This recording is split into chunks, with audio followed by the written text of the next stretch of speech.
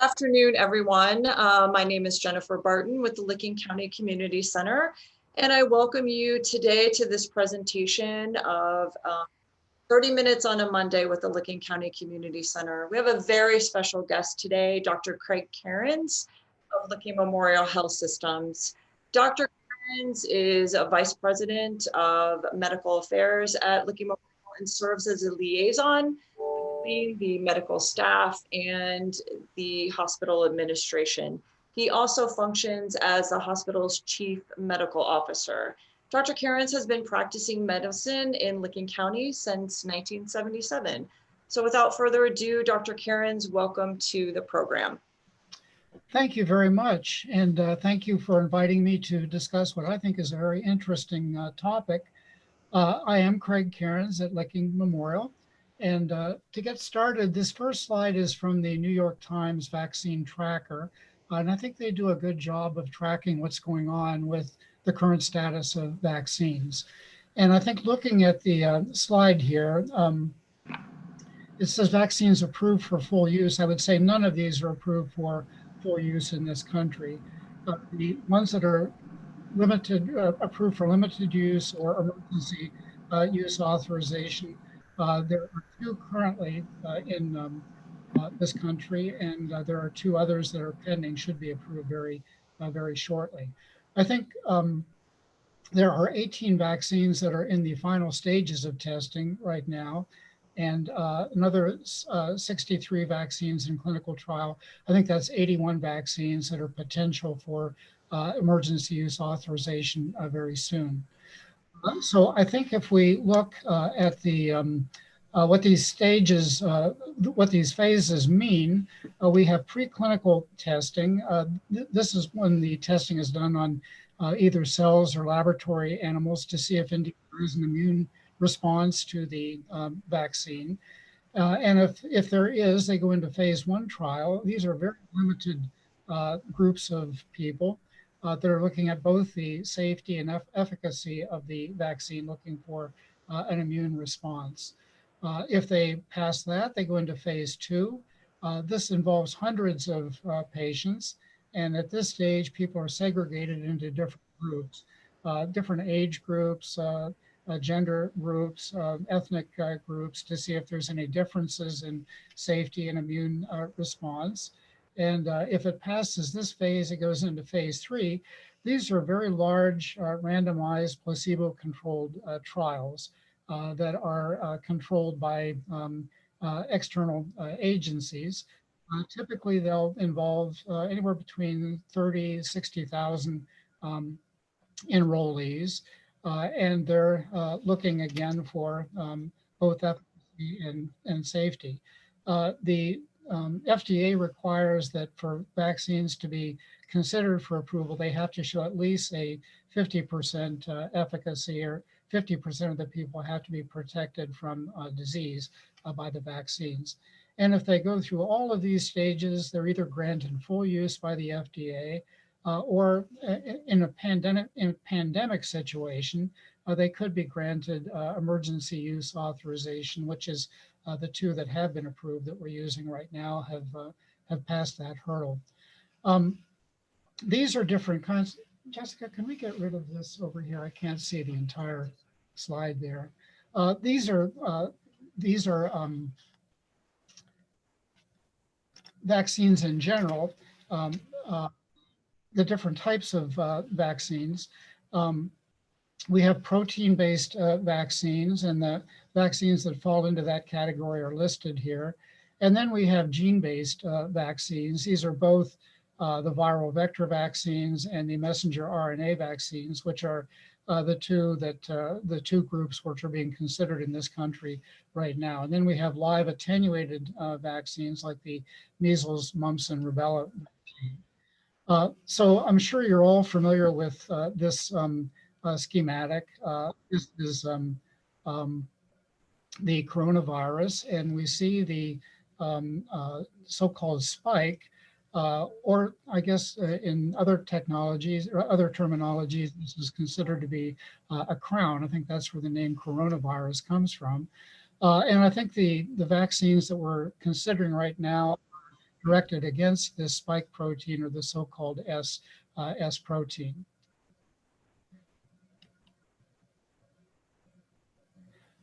This is the messenger RNA vaccine. This is Moderna's vaccine, but both the Pfizer and Moderna vaccines are messenger RNA vaccines, and the way that they work is basically the same. And this looks complicated, but it really isn't. I think we know the entire genome or the genetic makeup of the coronavirus. That's been mapped out.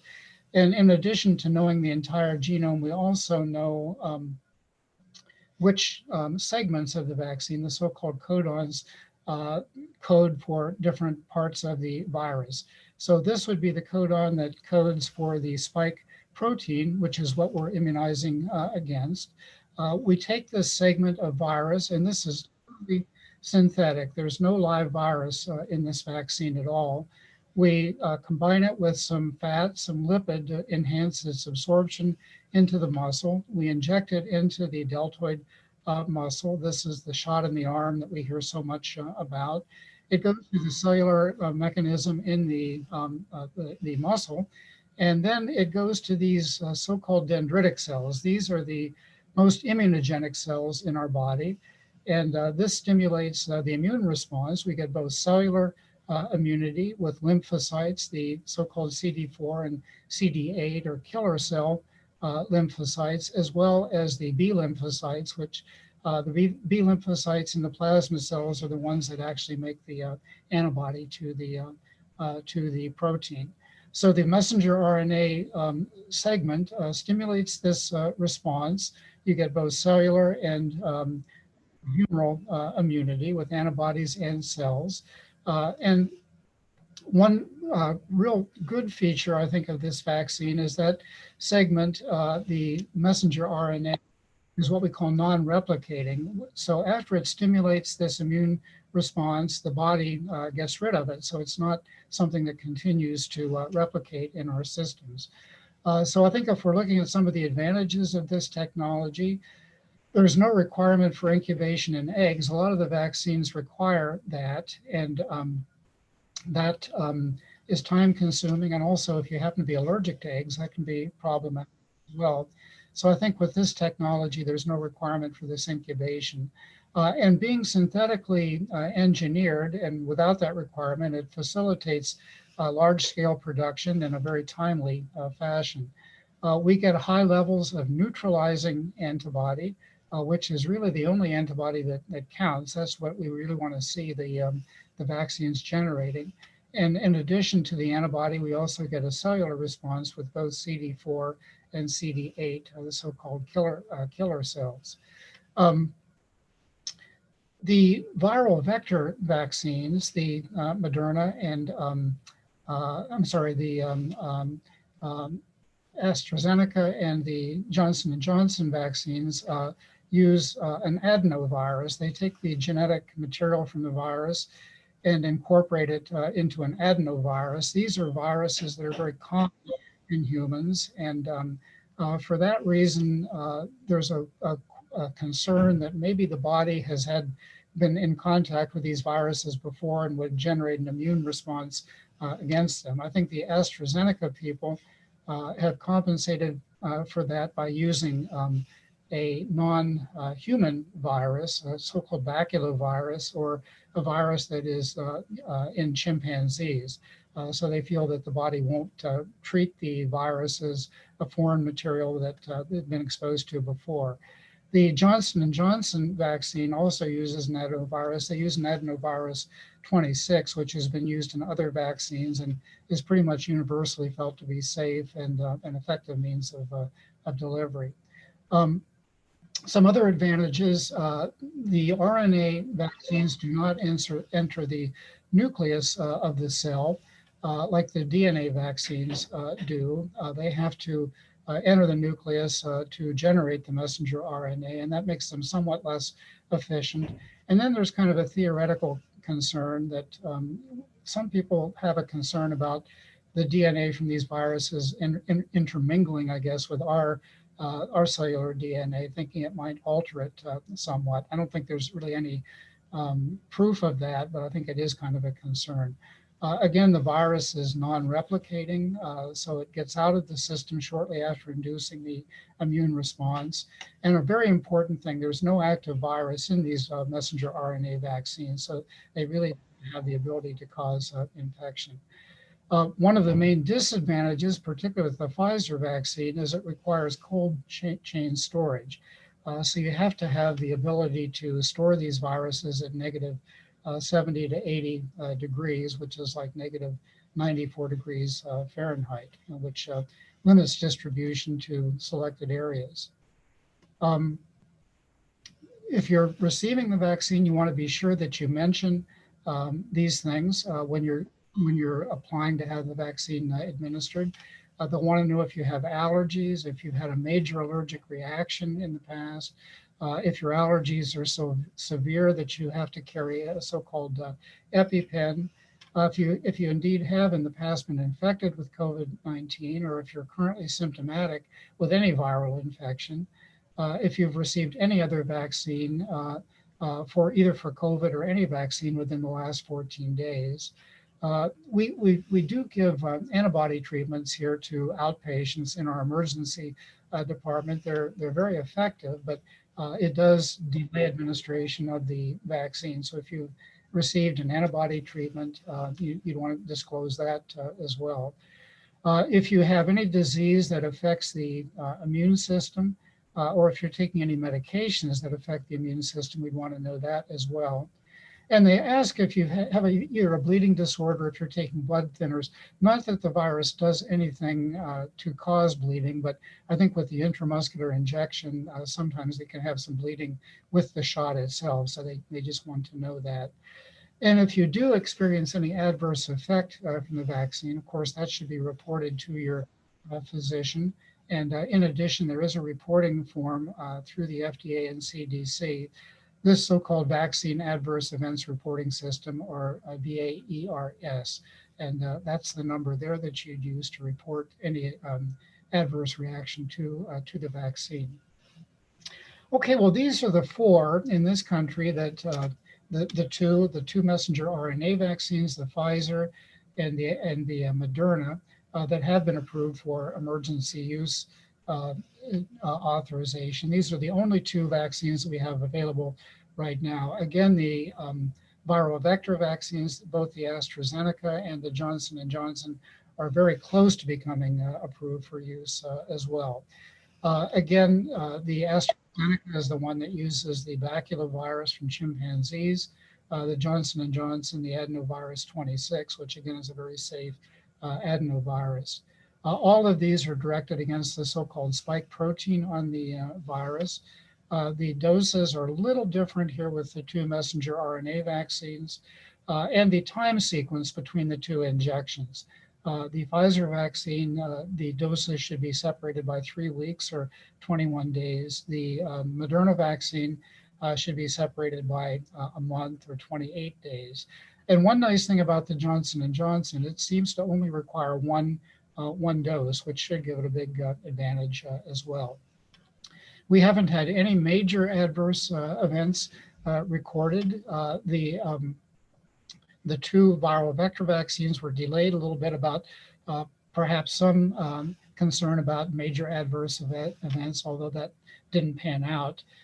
Probably the only event that has been reported that's major are severe allergic reactions in a very limited number of people. So that's why we want to know if you do have an allergic history. This concern for ADA, which is antibody dependent enhancement, this is kind of a theoretical concern. But again, you want to be sure that these vaccines generate so-called neutralizing antibody. They've found that if you have non-neutralizing antibody, it complexes with the virus itself. And indeed, this can stimulate one of the receptors on our cells, the so-called F receptor, which actually facilitates the virus coming through the other, the ACE receptor that the virus goes through. So if you don't have good neutralizing antibody, it could make this situation worse. This is a cartoon from the 19th century, and it is in reference to Jenner's smallpox vaccine. As you probably remember, his smallpox vaccine was based on a very similar illness called cowpox, which seemed to confer an immunity against smallpox if you were given this vaccine that actually caused cowpox. And I think this was some of the anti-vaxxers back then that I think what they were saying is if you receive Jenner's cowpox vaccine, you might in fact develop some bovine characteristics. And here we see these people that have bovine faces. This lady seems to have some horns coming out of her head. This guy's got some kind of a bovine creature on his nose. This guy, I'm not quite sure. It looks like he's scratching himself or something, and we have some kind of a calf or something being delivered there as well. Um, so I think the people that have concerns that aren't necessarily valid is nothing that is new. This is a website with the World Health Organization, I think is helpful. These are just some very limited examples that they give. They give a lot of good information about the vaccines as well as some disinformation. This is some of the stuff that you see on the internet. There are some people that think that receiving the COVID-19 vaccine is the so-called mark of the beast. This beast is a character in the biblical book of Revelation that controls commerce, and you have to have his mark to participate in the economy of society. And I think they're saying that this vaccine could be the mark of the beast. Uh, the the uh, the fear that masks indeed themselves cause lung disease. There's no credible evidence that that is the case. And then you might see this one too, that if you receive the vaccine, it's a plot by Bill Gates to inject a microchip so that he can control your activities. Um, this is a quote from Albert Camus' The Plague. He says, "Stupidity has a knack of getting its way." So you've probably read in the paper about Ohio's phased approach. We're in phase one, phase 1A, which began in December, mid-December, December 14th. And this involved healthcare workers and people that are involved routinely in the care of COVID-19, as well as residents and the staffing of extended care facilities, as well as assisted living facilities, and patients and staff at the state psychiatric hospital. Also, people that have severe developmental disabilities or those with other mental health disorders, including substance use disorders, of these patients that live in group homes or residential facilities or centers. These residents and their staff was included in the 1A group as well as residents and staff at state-run home for veterans and EMS responders. We have completed phase one, and we are now entering we completed phase 1A, and we're now entering phase 1B. And this will include Ohioans, at least in this state, that are age 65 and older, those that have severe congenital developmental medical conditions, which there's a whole list of them that are specified here, and also adults and employees in the elementary schools, K through 12 schools that want to be able to participate in person or in hybrid situations. So this is the schedule right now. It's a phased in type of schedule. Starting this week, we are limiting vaccinations to those 80 years and older. And then the week of January 25th, we lower that bar to age 75 and older. And this will also include those that have these developmental and congenital illnesses. And then the next week in February 1st, we include Ohioans that are 70 and older. And then this will include the employees and adults in the K through 12 schools that wish to participate in person. And then the week of February 8th, it'll be all Ohioans that are 65 and older. And then we go into the other phases, which is dependent on the availability of the vaccine, who all can be immunized. But by the time we get to phase 3 and 4, it'll hopefully be widely available, and the entire populace of the state should be able to receive the vaccine. Here at Licking Memorial, we have a center that we've set up to dispense the vaccine. We're making vaccine available by appointment, and we really don't want people to just show up. And the main reason for that is we don't want to have large crowds of people that potentially are infected with COVID-19 and probably not adequately socially distanced that might actually expose people. So I think we're trying to limit the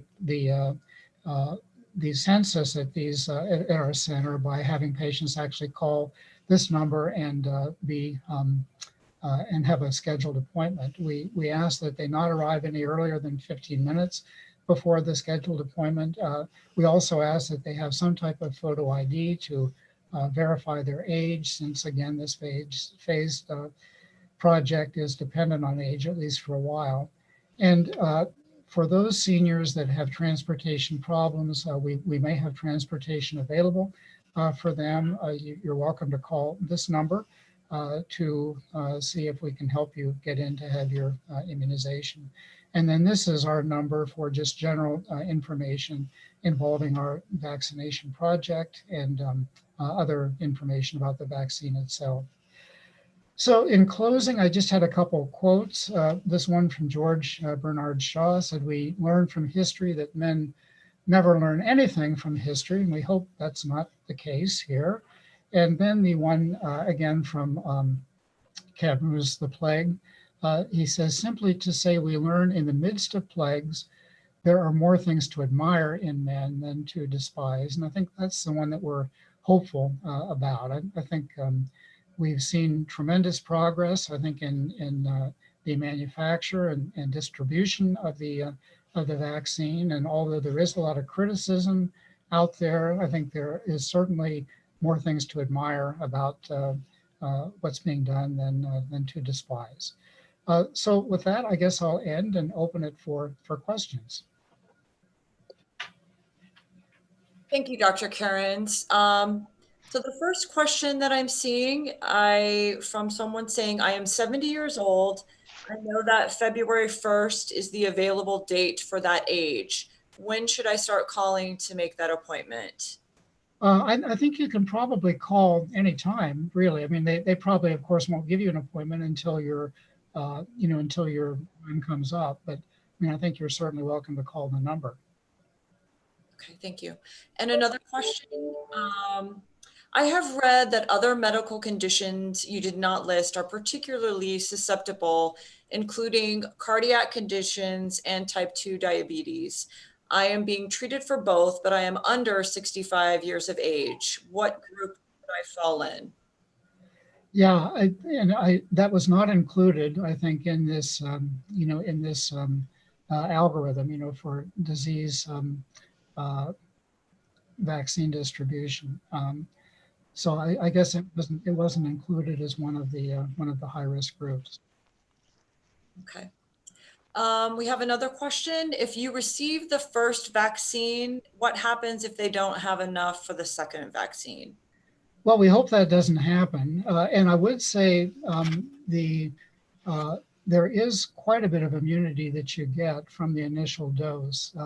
It appears that you probably have about an 80 to 90% chance of being immune after the first dose. We do think we of course want to repeat the second dose with the same type of vaccine that you got with the first dose. And I think initially they were holding back enough of these doses to ensure that there would be enough for the second dose. I think that they have released all the vaccine that was available with the intent of getting more people immunized in a more rapid fashion. Again, the way that the vaccine is manufactured, it is conducive toward a rapid manufacturing process. So we would certainly hope that there's no shortages when that rolls around. But if indeed the vaccine is not available, at least we think there's a great deal of immunity that you've gotten from the first dose. Thank you. Another question. Can you go through your LMH family doctor to schedule your vaccine appointment? You should call the number, the centralized number, to schedule your appointment. Thank you. Let's see. Let's see here. Can you explain what the effect with blood thinners is with the vaccine? Why someone would need to be concerned if they're on blood thinners? It's mainly about the injection itself. I don't think there's any indication that the vaccine does anything to interfere with blood medication. I think just since the injection does involve an intramuscular injection, and you have to have a needle long enough to make sure it's getting into the muscle itself and not being injected into the subcutaneous tissue or the fat. Just the fact that you might have some bleeding at the injection site itself. So I think it just kind of alerts the nurses giving the vaccine to be aware of that and to apply pressure and that type of thing to hopefully prevent any local site bleeding. Thank you. And another important question. I know we have a lot of people that are frustrated saying the phone access seems very limited. I have a person saying that called over 100 times today and continue to get a busy signal. Do you have any tips or recommendations for how people can get through the help? I don't know that myself, but I will certainly find out. And I think Jessica is taking notes for me on questions that I don't know the answer to. And yeah, that's certainly not good if they've called 100 times and continue to get a busy signal. So hopefully that's something we can correct. And again, if you're not scheduled to receive the vaccine until February, and I mean, certainly you don't have to call and get it scheduled right away. You can kind of stagger that, a little bit. But I will see if our people here can work on the problem and get back with you if we have any solutions. Thank you. I don't think we have at this time any other questions. Looks like, wait, maybe one new one. Let's see here. Okay, so I am a Licking Memorial Hospital volunteer, and I had my first dose on January 15th. I was told I'd get a call back regarding the second dose. When can I expect to get that call back? And will it need to be scheduled an appointment for or a walk-in clinic? No, it'll be a scheduled appointment, I'm sure. And they should have given a date on your vaccine administration card, the exact date that your second dose will be needed. So I think the call will come very close to that date. I think, again, we don't want to get into a situation where we're wasting any vaccine. If we have people that are scheduled and don't show up, that can be problematic because, again, the vaccine is limited. And once we open a vial, we're very limited in the time that we can give the vaccine. So we want to be sure that we have the appropriate people, that are scheduled to come in and get it. And if there's some reason they can't make that scheduled date, we want to have backups that can come in so that we're not wasting any. So yeah, I think probably it'll be very close to the time of your date that you get notified. Thank you. One other question, Dr. Cairns. Do you know how many doses of the vaccine have been allocated for Licking County during this particular phasing of vaccinating? I can certainly find that. I'm sure. Usually we don't know, I guess, until the week that we get a shipment coming in. But we'll certainly get back with you on that. If we do have a number for the entire county, we certainly will let you know. Okay, thank you for your time, Dr. Cairns. I know that you are on a tight schedule and we really appreciate you taking the time to meet with us today. Thank you very much. I appreciate the opportunity. And if other questions come in, certainly contact Jessica and we'll try to get an answer for you. Thank you so much. Have a great day. Bye-bye now. I was just hoping to catch it when